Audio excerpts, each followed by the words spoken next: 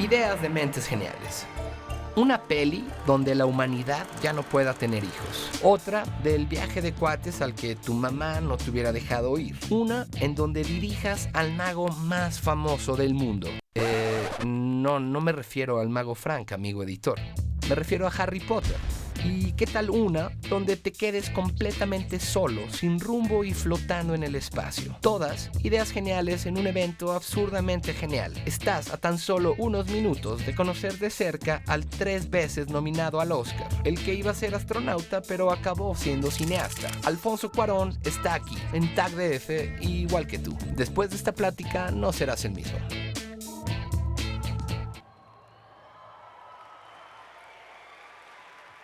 Bueno, ahí lo tienen en video. Le doy la bienvenida a Alfonso Cuarón en carne y hueso. Ahora sí. Bienvenido, Alfonso.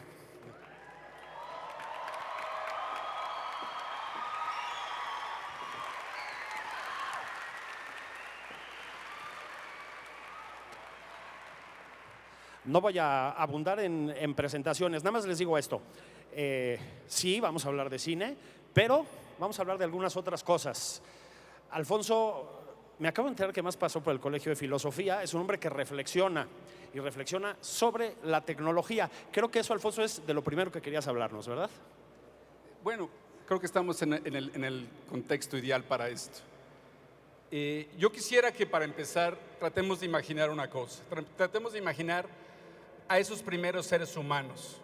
Estamos hablando de 70,000 años atrás o quizá 90,000 años, hace 70,000 o 90,000 años. Y tenían algo en común. Todos los seres humanos vivían en miedo. Vivían rodeados de una naturaleza que era hostil, tenían depredadores alrededor, estaban a merced de la naturaleza, se movían de un lugar a otro, básicamente dependiendo de lo que estaba alrededor.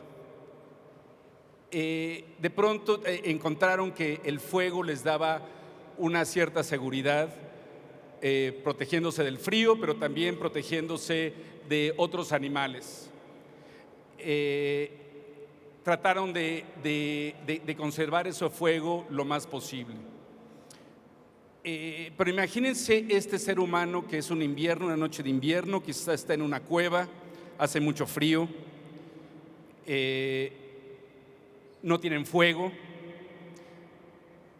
y está jugando con 2 palitos. Y al estar raspando un palito contra el otro empieza a sentir calor.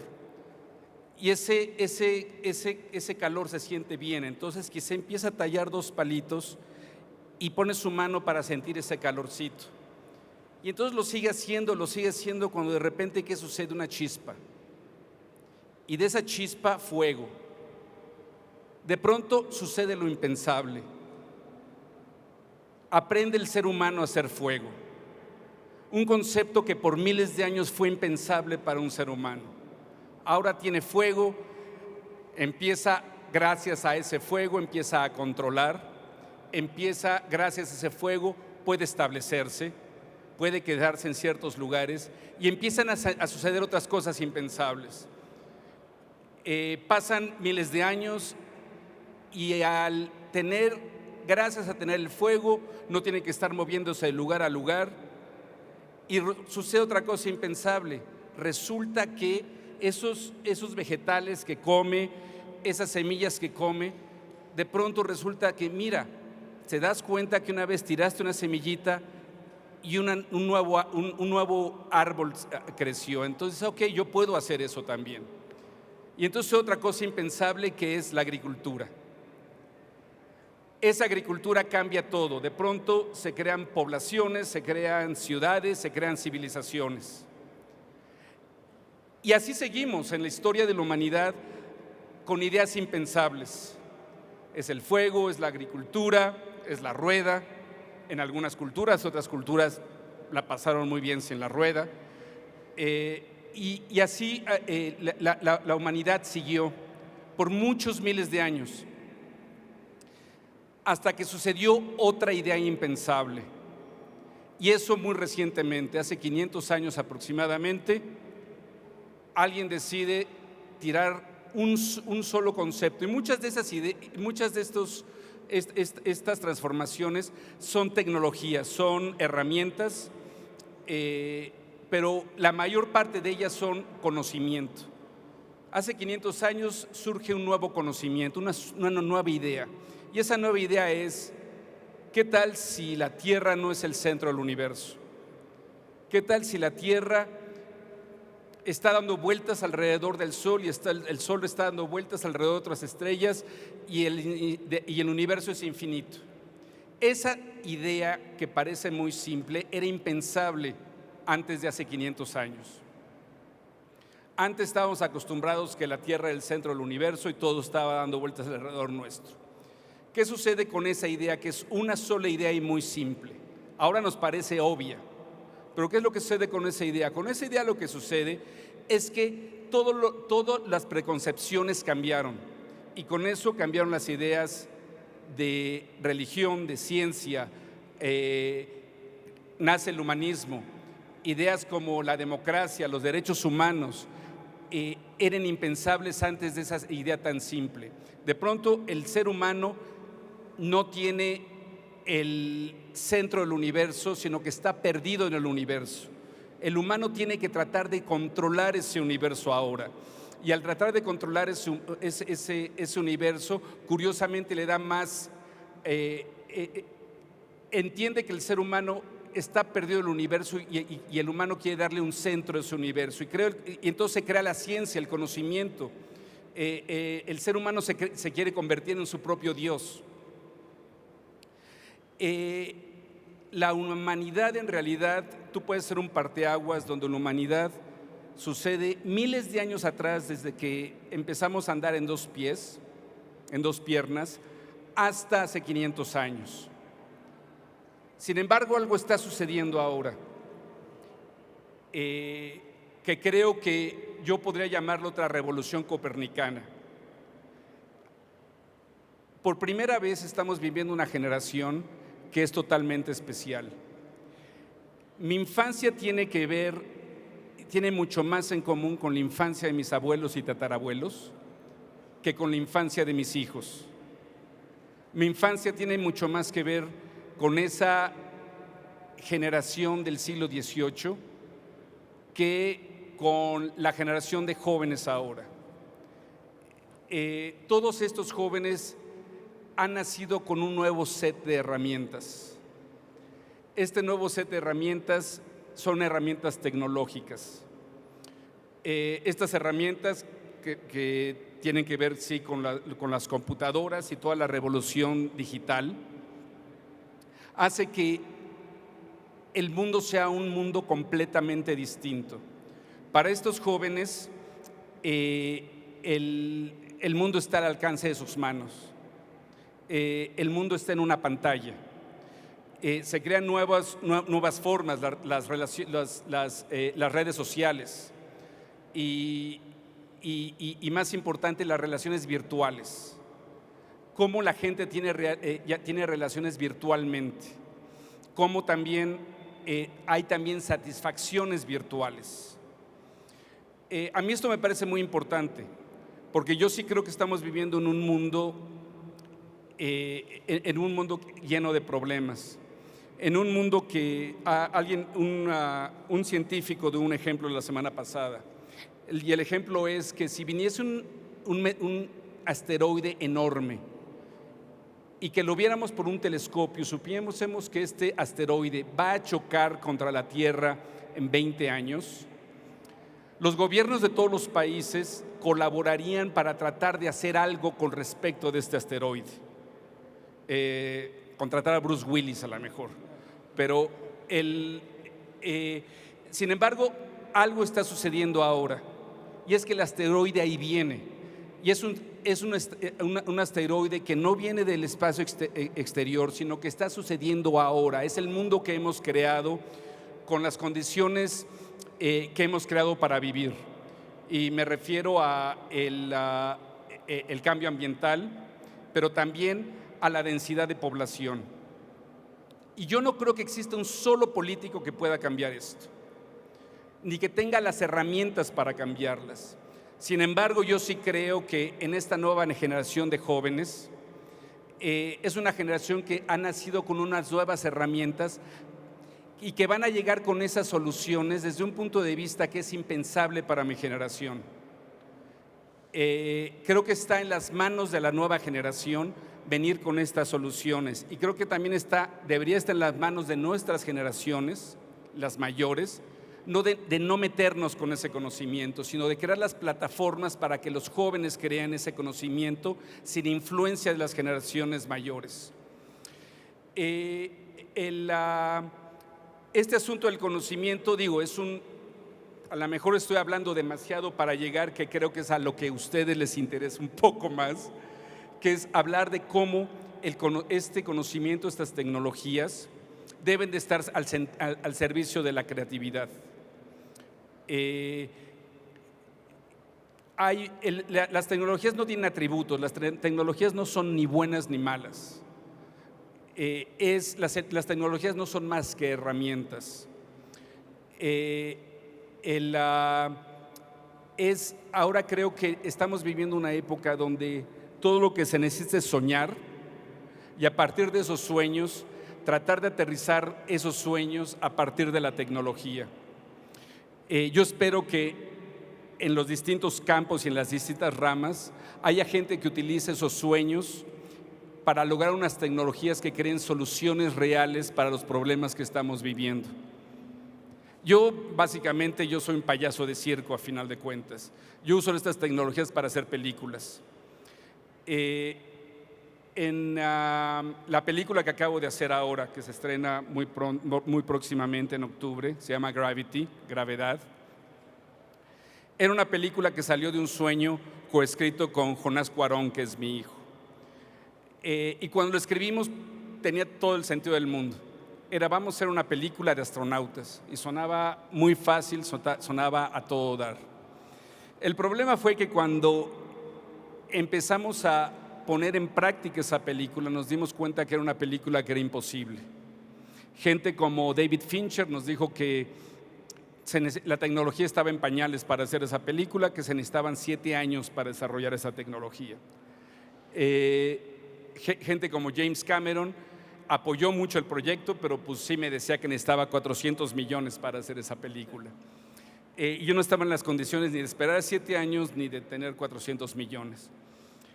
Entonces, ¿qué fue lo siguiente? Fue inventar nuestra propia tecnología. En esta película, en colaboración con Emanuel Lubezki, creamos nuestras propias condiciones, nuestras propias tecnologías para responder a los retos específicos que teníamos en esta película. Ahora, lo importante es que el punto de partida no fue tecnológico, el punto de partida fue creativo, el punto de partida fue el sueño. Y eso creo que es muy importante ahora en la generación que yo considero la generación más importante que se ha dado en la humanidad, definitivamente desde que yo vivo, en la historia reciente y quizá en los últimos 500 años, es que no pierdan ese punto, que no pierdan el punto que es el sueño, es la creatividad lo que viene primero. La tecnología es algo que no es más que una sola herramienta. Yo voy a confesar que yo hice una película altamente tecnológica que se llama Gravity. Es una película que requirió unos desarrollos tecnológicos muy, muy importantes dentro de lo que es el quehacer cinematográfico, y sin embargo yo hace 5 años no tenía una computadora. Al día de hoy sé mandar emails y abrir el internet, pero yo no conozco a fondo el qué hacer. Sin embargo, tengo las herramientas creativas para empujar lo que yo necesito que se haga. Y bueno, eso es la pequeña introducción que yo quería hacer al respecto de la tecnología y la creatividad. Fíjate que es que recordé una anécdota que tiene que ver con Susan Sontag, y ahora vas a ver. Le pedimos una vez, cuando yo era editor, que que tuviera una conversación con un crítico de cine español, ¿no? Y el crítico de cine español no sabía con quién estaba hablando, una fiera, Susan Sontag, ¿no? Y le dijo algo así como, ya sabes, ¿no? Es que hay que lamentar que la maquinaria hollywoodense nos impide desarrollar proyectos alternativos de cine, tal, ¿no? Esto tiene unos 8 o 10 años, ¿eh? O más incluso. Y Susan Sontag le dijo, a ver, no lloremos. Dice, si quieres hacer una película de $200 millones, pues no vas a poder probablemente. Pero si quieres comunicarle algo a la gente, tienes más posibilidades que nunca gracias a la tecnología. Lo comento porque a ver si estás de acuerdo. Creo que la tecnología hoy, incluso más que digamos con Gutenberg y la imprenta, tiene un potencial democratizador, ¿no? Es decir, llega a muchos más, ¿no? Bueno, creo que la tecnología es claro cómo la tecnología está siendo está convirtiéndose en un instrumento de la voz de la gente. Cuando hablamos de democracia, yo tengo mis propias ideas acerca de la democracia, porque por desgracia también así, creo que la democracia en práctica no existe. O sea, están las grandes compañías y los grandes medios que manipulan información y manipulan los gustos del que va a votar, y sucede en todo el mundo. Sin embargo, las grandes explosiones de expresiones populares se están dando a partir de estas nuevas tecnologías, a partir de los internets, twitters, facebooks y todas estas redes sociales. Pero definitivamente esa transformación no solo es creativa, está teniendo un impacto social. Yo también espero que estas nuevas generaciones que van a pensar o están pensando lo impensable, encuentren nuevas soluciones que no sean en donde una democracia realmente pueda existir, o sea, un concepto que hagas ver a la democracia ridícula, porque es una idea, porque les parezca que es una idea infantil, y que hay una idea mucho más elevada de una buena convivencia entre los seres humanos. Pero sí, las redes, la tecnología está teniendo un impacto tan grande como fue el impacto de la imprenta con Gutenberg. O sea, el impacto de la imprenta con Gutenberg es este asunto de las redes sociales, es Gutenberg, pero a la millonésima potencia.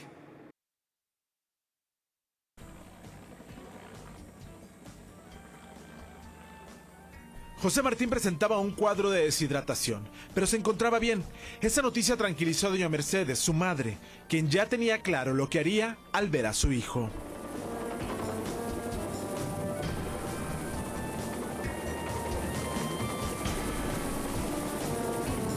Que lo voy a regañar, ¿eh? Sí, porque ¿por qué me da estos sustos tan fuertes? Él piensa que no que no existe. O sea, están las grandes compañías y los grandes medios que manipulan información y manipulan los gustos del que va a votar, y sucede en todo el mundo. Sin embargo, las grandes explosiones de expresiones populares se están dando a partir de estas nuevas tecnologías, a partir de los internets, twitters, facebooks y todas estas redes sociales. Pero definitivamente esa transformación no solo es creativa, está teniendo un impacto social. Yo también espero que estas nuevas generaciones que van a pensar o están pensando lo impensable, encuentren nuevas soluciones que no sean en donde una democracia realmente pueda existir, o sea, un concepto que hagas ver a la democracia ridícula, porque es una idea, porque les parezca que es una idea infantil, y que hay una idea mucho más elevada de una buena convivencia entre los seres humanos. Pero sí, las redes, la tecnología está teniendo un impacto tan grande como fue el impacto de la imprenta con Gutenberg. O sea, el impacto de la imprenta con Gutenberg este asunto de las redes sociales es Gutenberg, pero a la millonésima potencia.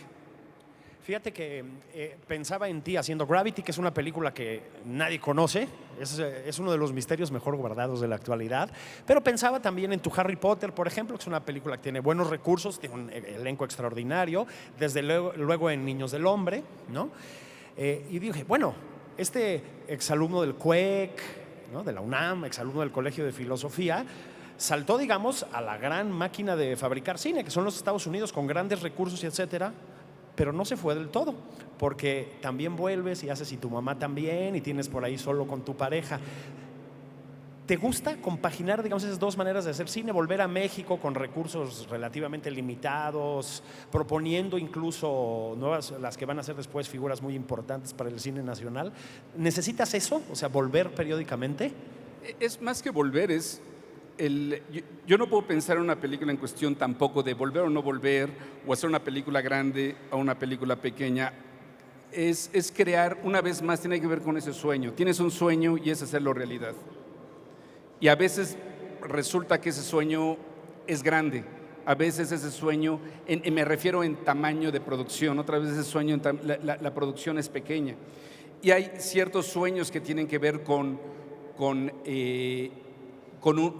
universos, hay ciertos universos que es como Y tu mamá también, un universo que tiene que ver con una realidad sociopolítica y un contexto social de México que lo conozco, y hay otros universos que tienen que ver como una metáfora acerca de una realidad que estamos viviendo como Hijos del Hombre, que para mí nunca fue una película de ciencia ficción, para mí era una película de metáfora de lo que está sucediendo ahora, no lo que va a suceder después.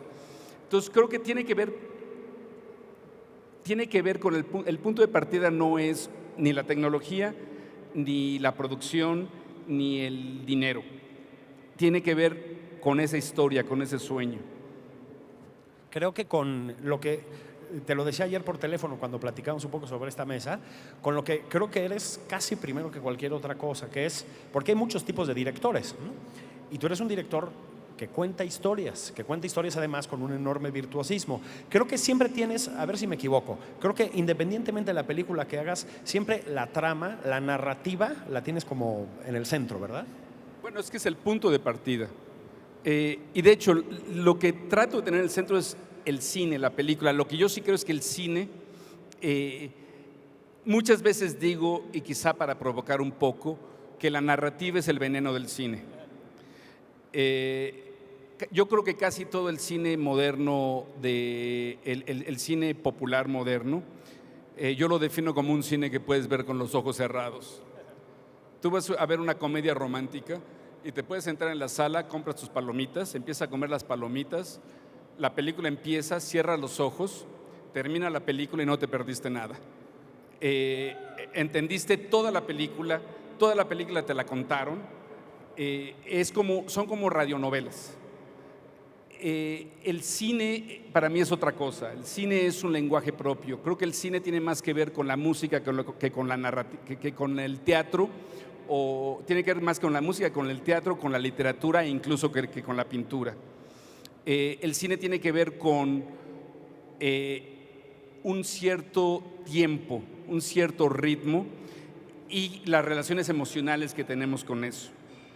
Entonces sí, lo que está al centro sí es,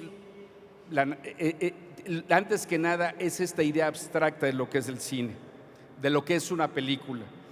Y sí, Carlos Reigadas, cuando le dije que la narrativa era el veneno del cine, me dijo que no, que era un mal necesario. Entonces la narrativa es ese hilo que nos ayuda a seguir la película. Es un poco lo que en la música sería la melodía.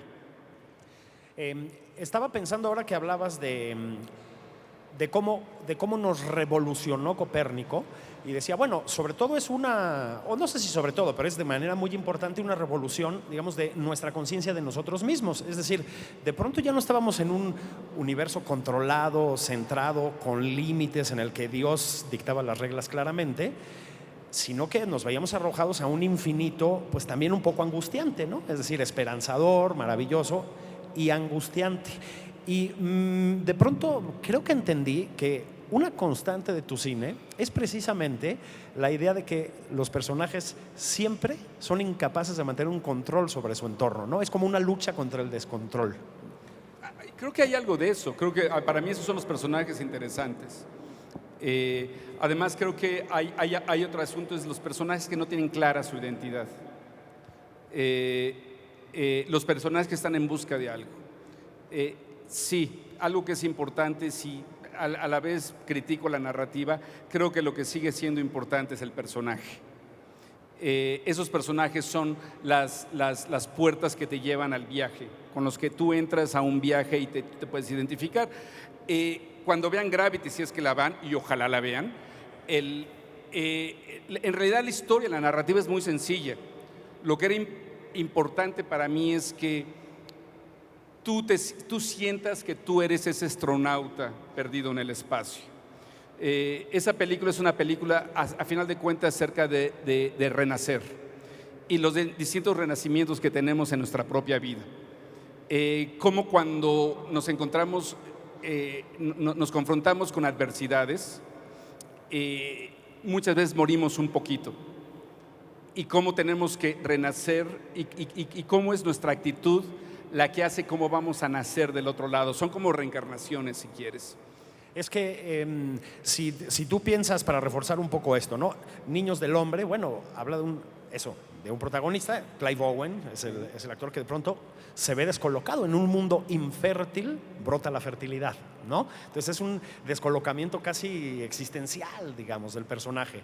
Pero incluso Harry Potter, visto por ti, es un Harry Potter mucho más angustioso, ¿no? Mucho más aterrizado en ese sentido. Yo pensaba más o menos en esos términos, ¿no? Ahora, no conocemos Gravity. No sé si deberíamos ver el tráiler. Creo que eso lo podemos hacer, ¿verdad? Sí, claro. ¿Sí? Veámoslo. A lo mejor lo observamos y hacemos un par de comentarios más. Gracias. Cuando quieran, señores.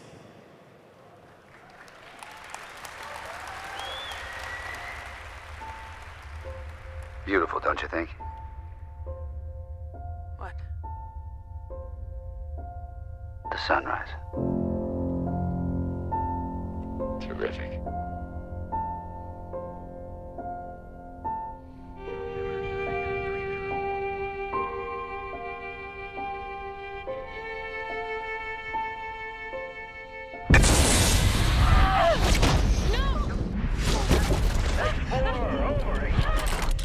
Houston, Dr. Stone. You need to phone. I'm losing visual of... I'm spinning! I can't breathe! Grab a hole, grab anything. What do I do? What do I do?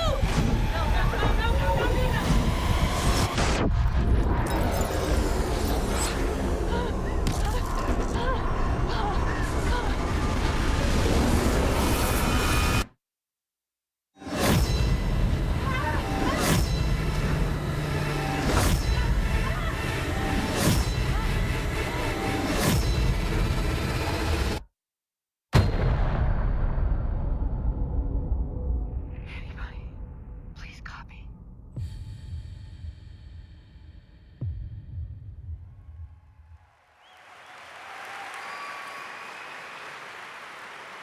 Bueno, una probadita. Llevas muchísimos años, ¿verdad?, con este proyecto. ¿Cuándo surgió? Bueno, es que esa es parte de la conversión de lo de Fincher, porque cuando Fincher dijo que iba a ser 7 años fue el asunto de negarnos a eso. Es decir, vamos a hacer esta película, no tenemos los 400 millones de Cameron, no tenemos, ni vamos a tardarnos los 7 años de Fincher. Y pues ni uno ni otro, porque no nos tardamos 7 años, pues nos tardamos 4 años y medio. Y fue parte de alguna manera, Fincher tenía razón. No había la manera en ese momento de hacer la película que íbamos a hacer. Y lo que pasa es que creo que lo bueno de correr el tráiler ahorita es para esta conversación, es para dar un poco una explicación del problema técnico que teníamos aquí, tecnológico que teníamos aquí. Toda la película sucede en 0 gravedad. Eso quiere decir que los personajes están flotando, pero no solo están flotando, sino que están girando, están dando vueltas, no hay arriba, no hay abajo. encima de eso no hay gravedad y no hay resistencia. Tú cuando estás en el espacio no hay resistencia. ¿Eso qué quiere decir? Que si tú avientas una pelota, tú agarras una pelota y la avientas, la pelota sigue con esa misma fuerza y puede llegar al infinito tirándole por ahí. ¿Eso qué quiere decir? Que si tú... pero lo que sucede también es esto, tú agarras una pelota y la avientas, la pelota va para allá, pero esa misma fuerza te empuja para atrás. Entonces son muchas fuerzas que no son naturales para nosotros en el planeta Tierra. Cuando yo empecé a aterrizar y empecé a storyboardear, que es lo que tenía que hacer, en el proceso de hacer este tipo de películas, eso es cosas que, y es lo opuesto a lo que es en Y tu mamá también. Tienes que storyboardear y después hacer una cosa que se llaman previews. Previews son animaciones, unas animaciones muy crudas, pero en donde ya pones los movimientos más o menos coreográficos de los personajes con los movimientos de cámara, cómo se va a ver, y son animaciones muy crudas. Pero quedó obvio, y eso es lo que vio Cameron y eso es lo que vio Fincher, quedó obvio que era imposible hacer esa película, porque además, encima de todas esas limitaciones que teníamos, aquí está muy cortado, pues porque son trailers y les gustan cortar mucho a los trailers, hacer muchas ediciones, pero en realidad son muy poquitos shots toda la película. O sea, el plano inicial son arriba de 10 minutos y después hay otros planos de 3, 4 minutos. Son planos muy largos, muy coreográficos. Que eso es muy complicado hacerlo con los pies en la tierra, ahora cuando estás flotando es más difícil. Intentamos primero los recursos convencionales. Los recursos convencionales son lo que tú haces cuando estás haciendo una película del espacio. Si se dan cuenta, en todas las películas del espacio siempre tienen la nave o la nave siempre tiene ese botón que hacen así y el campo gravitacional funciona y entonces todo el mundo camina. Esa cosa no se ha inventado todavía, un campo gravitacional. Gravity no es una película de ciencia ficción per se, porque es una película que sucede en el espacio en el día de hoy. Quisimos usar las tecnologías que están ahora en el espacio, no inventar nuevas tecnologías, sino inventar nuevas naves espaciales o trajes espaciales. Entonces todos nuestros personajes están flotando todo el tiempo. No solo están flotando, están girando.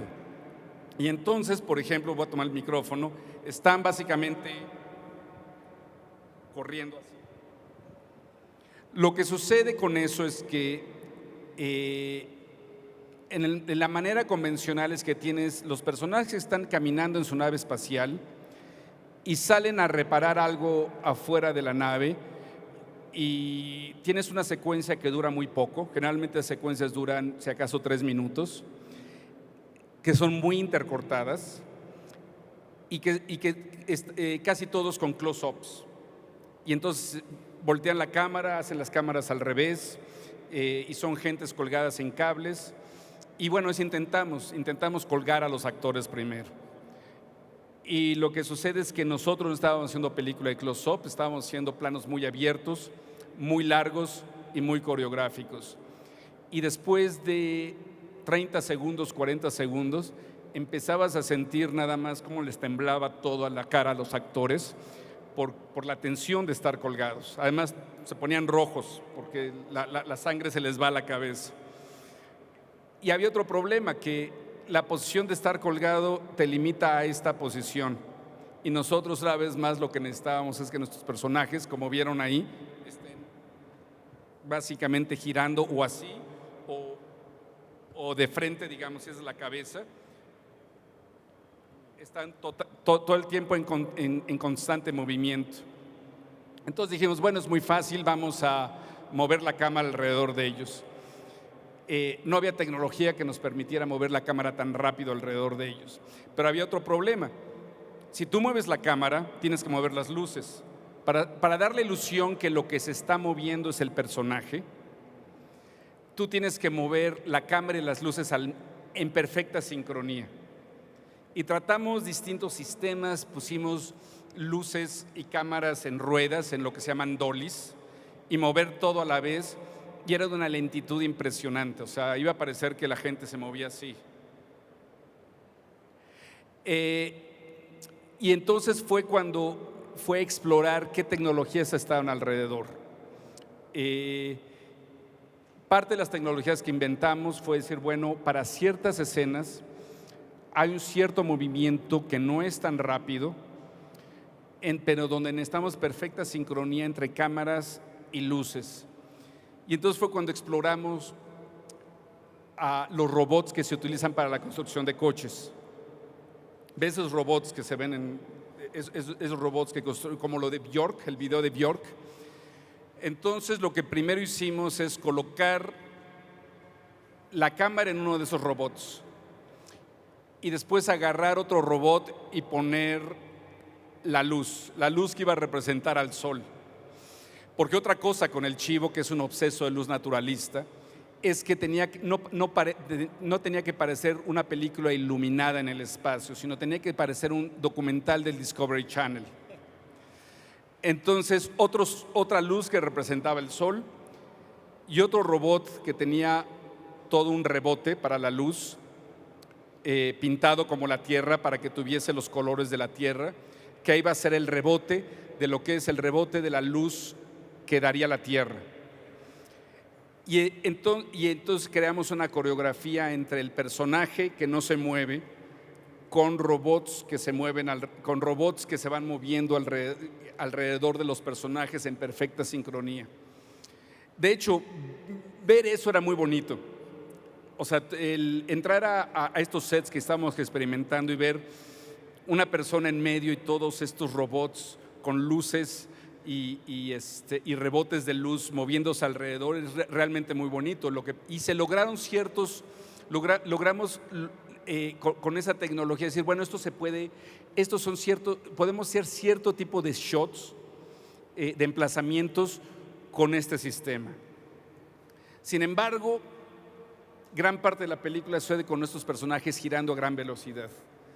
Y los robots no nos daban esa velocidad. Lo más rápido que iban esos robots no era suficiente para la inmensa velocidad que necesitábamos para estos personajes.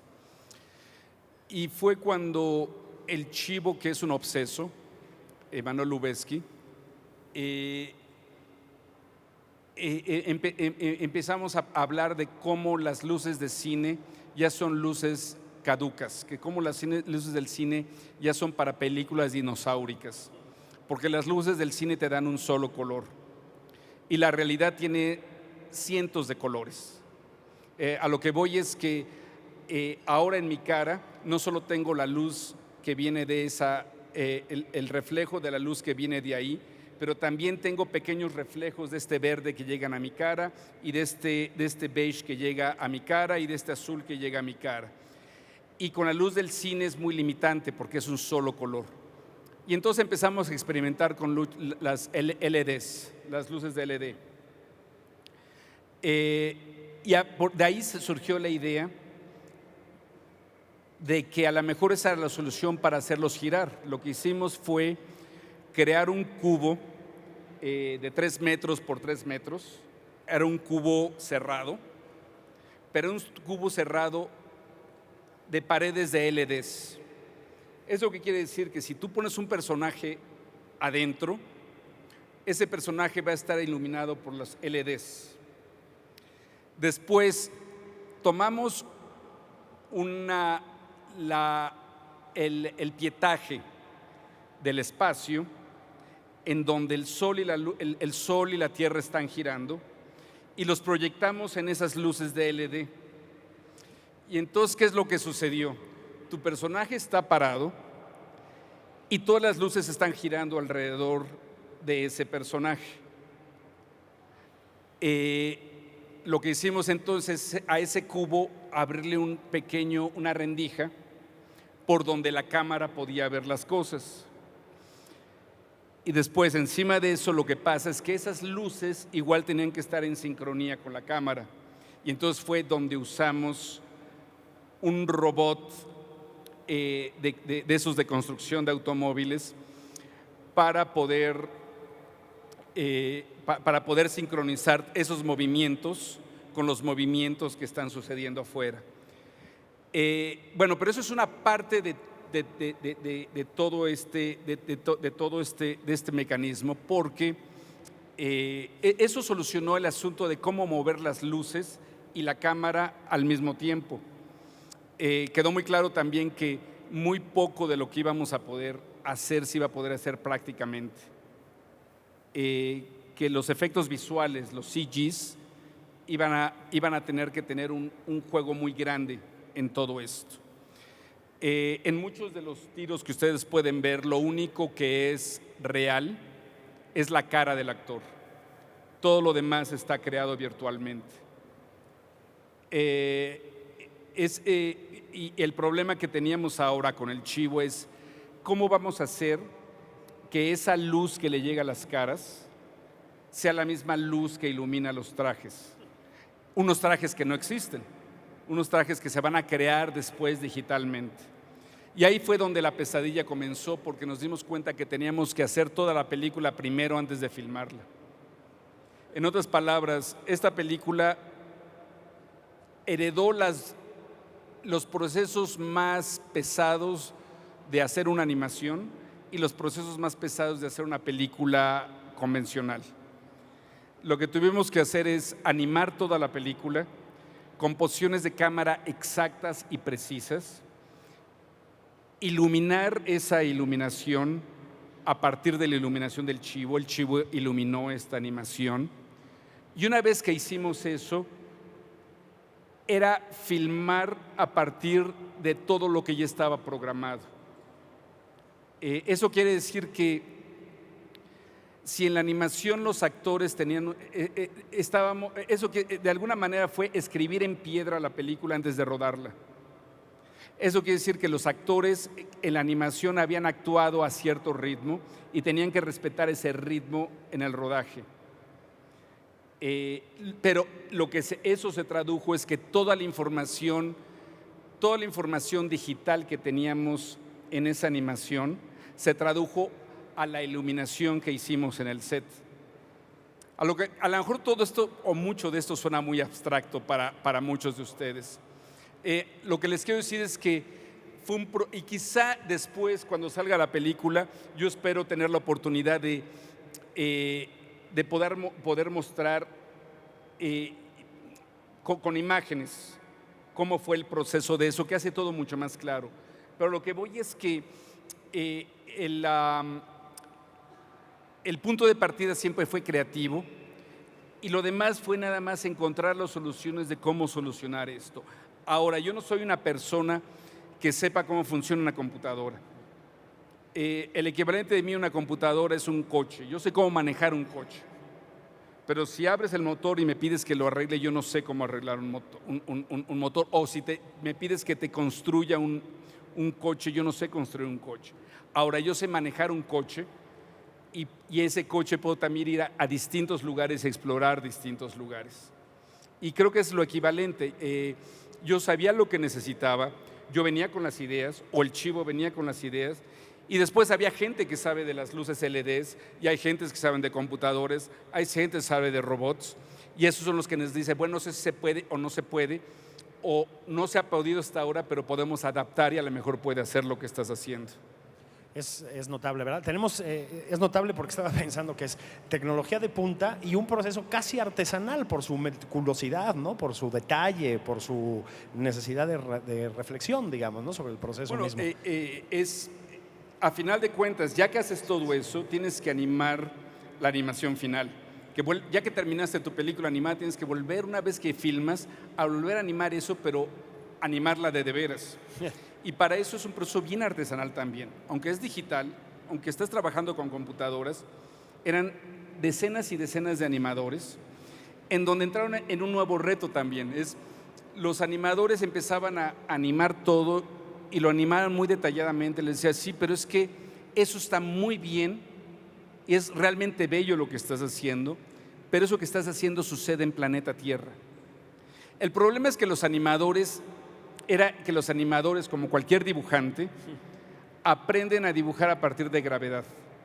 Lo primero que uno aprende es horizontes y gravedad. Y aquí era lo opuesto, era no tener los horizontes y no tener gravedad. Entonces teníamos científicos que todo el tiempo estaban dándole cátedras a los animadores. Cada animador se tardaba quizá 2 meses en entender, hacer trabajo que no funcionaba y tenía que volverlo a empezar para hacerlo sin gravedad. Y ya que agarraban la onda, iban hechos la raya. Pero tú siempre veías el animador nuevo porque veías el ser más angustiado del cuarto, ¿sabes? Que el que quería renunciar. Sí. Porque les tomaba un proceso de casi 2 meses de aprendizaje de todo este asunto. Hay unos poquitos minutos. Tengo aquí preguntas del público, si te parece bien. Déjame nada más. PN Wolf te pregunta, ¿cuál fue tu sueño de niño? Yo quería ser astronauta. Ah, lo estás cumpliendo en cierto sentido. Yo quería ser astronauta y después me enteré que pero yo soy de la generación, yo sí vi el hombre pisar la luna. Ustedes no, casi ninguno de ustedes. Y en esa generación, cuando quería ser astronauta, la onda era que pues tenías que ser de la Fuerza Aérea Gringa y pues como que no era onda. Entonces más bien ahí fue cuando más bien fue cambiarla al cine. Te pregunta Collage, creo que es una pregunta más pertinente porque es un tema que hemos rozado aquí, más que rozado. El escribir una película con tu hijo, te pregunta, ¿sirvió para acercar a 2 generaciones totalmente distintas? Bueno, fue un proceso de aprendizaje para mí. En realidad para mí fue como una limpieza de mis preconcepciones y tiene que ver con este asunto de las herramientas de las nuevas generaciones. Y no solo son las herramientas tecnológicas, sino ya las estéticas y hasta de sensibilidad. Básicamente Jonás me decía, no, es que está padre eso que a ti te gusta, pero es que lo puede ser más padre, lo puede ser más divertido. Eso mismo que quieres contar, esos mismos temas, no tienen por qué, no lo tienes que mostrar de una manera densa. O sea, lo puedes hacer de una manera mucho más experiencial, en donde te conectes más orgánicamente, donde no tienes que ser tan intelectual, es lo que me dice. Y eso fue una gran liberación. El sentarme y aprender de él, aprender de lo que critica mucho mi generación para mal, y está mal criticado, que creo que es la poca atención de la nueva generación. Yo no creo que la nueva generación tiene poca atención, tiene una distinta atención, tiene distintas prioridades a nuestra generación. Hablaba con Guillermo del Toro hace 2 noches y hablábamos cómo muy pronto lo que nosotros hacemos y el cine que nosotros hacemos va a ser el equivalente a los que sean operetas y zarzuelas. Eso que muy pronto va a llegar un agente de la nueva generación y me va a decir, oye, a mi papá le gustaba mucho eso que hacías, eso del cine.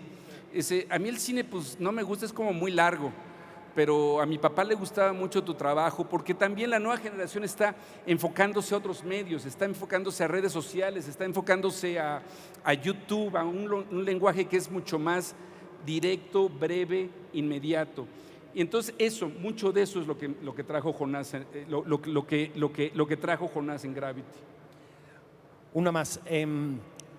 Quoting Eric Bob, ¿cuál es su principal fuente de inspiración? ¿Cuál su faceta más importante dentro de la carrera de cineasta?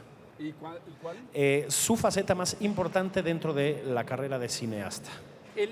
La inspiración es la vida, o sea, también hay una claridad de todo, o sea, algo me llegó, una claridad que es, tengo muy claro que la vida es la que está poca madre, el cine es parte de la vida, lo mismo que la tecnología está padre, pero nada es como la vida, y todo debe de ser en función a la vida. Entonces, ¿dónde la inspiración es la vida? Y también muchas veces la fuente de inspiración tiene que ver con cuál es mi situación de vida, qué es lo que necesito, o sea, qué son las historias y mis inquietudes, pero las quiero hacer desde el contexto, el punto de vista donde pueda servir lo que tengo que servir en este momento de vida. Entonces creo que el punto de partida es eso, es la vida. Reforzando un poco esta pregunta, ¿eso tiene que ver con que de pronto espacies tanto tus películas? O sea, necesitas moverte hacia otros terrenos, pensar, documentarte, leer, etcétera. La verdad soy bien huevón. Entonces, tiene que ver con eso y que me gusta la vida, o sea, me gusta desconectarme del cine, desconectarme de la industria, desconectarme de los medios, y creo que me identifico más como Fellini cuando decía que más bien él hacía una nueva película porque la cuenta de banco ya se le había acabado. Entonces con esto es de chambear otra vez. De eso sí no se salva nadie, ¿verdad? Sí, pues sí. Latas pregunta, consejos para alguien que va empezando, guionista, productor o director. Pero creo que el consejo sigue siendo lo mismo, en primer lugar, no confundir estas prioridades creativas con la vida. La vida es algo mucho más grande, lo que decía Lennon, ¿no? La vida es eso que sucede mientras te pasas pensando en otros planes. Lo que no quiero es que la vida se te pasa mientras estás pensando en las grandes películas. Entonces creo que lo más importante es no perder el punto de vista de eso, de que la vida es Bueno, con 11 cine, desconectarme de la industria, desconectarme de los medios, y creo que me identifico más como Fellini cuando decía que más bien él hacía una nueva película porque la cuenta de banco ya se le había acabado. Entonces con esto es de chambear otra vez. De eso sí no se salva nadie, ¿verdad? Sí, pues sí. Latas pregunta, consejos para alguien que va empezando, guionista, productor o director. Pero creo que el consejo sigue siendo lo mismo, en primer lugar, no confundir estas prioridades creativas con la vida. La vida es algo mucho más grande, lo que decía Lennon, ¿no? La vida es eso que sucede mientras te pasas pensando en otros planes. Lo que no quiero es que la vida se te pasa mientras estás pensando en las grandes películas. Entonces creo que lo más importante es no perder el punto de vista de eso, de que la vida es más importante y más trascendente que nada más. Lo otro es alejar los miedos, quitar los miedos y las preconcepciones, quitar preconcepciones comerciales, quitar y básicamente hacer lo que uno crea que es lo más honesto, es acercar todo con honestidad, no con estrategias, no por tratar de cumplir ni servir a nadie. Y a final de cuentas es eso, una vez que tú tienes tu idea y si sale de un lugar muy honesto, defenderla, pero a la muerte hasta el final. Yo otra vez reforzando un poco esta pregunta o redondeándola, ¿y encuentras mucha resistencia de parte de la industria cuando decides hacer esta apuesta vital, que es una apuesta laboral también? Bueno, el problema es que si esta película hubiese sido muy barata, quizá no, o sea, hubiese sido mucho más sencillo. El problema es que estoy haciendo una película que, ya que empezamos a descubrir que necesitamos toda esta tecnología, resulta que encarece todo el asunto. La película es mucho más cara de lo que yo pensaba. Yo cuando le hablé al Chivo, le dije, oye Chivo, vamos a echar esta película, la echamos de volada, la filmamos en unos meses, la postproducimos y ya la que sigue. Por los siguientes 4 años y medio, cada día el Chivo nada más volteaba y me decía, sí, claro, una película aquí de volada. Fue una película que la verdad no calculé bien. Haces el guión, estás contento con lo que quieres hacer y empiezas a desarrollarle. Cuando menos te das cuenta ya cruzaste la mitad del lago y entonces ya no hay vuelta atrás, entonces tienes que seguir de frente. Sí, es mucho más fácil hacer películas de superhéroes. Ahorita estamos viviendo la industria en Hollywood, donde todo es cerca de marcas. Entonces, si tú estás haciendo una película de superhéroes, estás haciendo una película que es una secuela, una película que hay un juguete que todo el mundo conoce, tienes todo el apoyo. Ahora resulta que por el resultado final y por la aceptación que está teniendo de parte de críticos, de los festivales. La película abre el Festival de Venecia y demás. Entonces, el estudio está muy entusiasmado. Pero era una película que les daba pánico, no sabían dónde encajarla.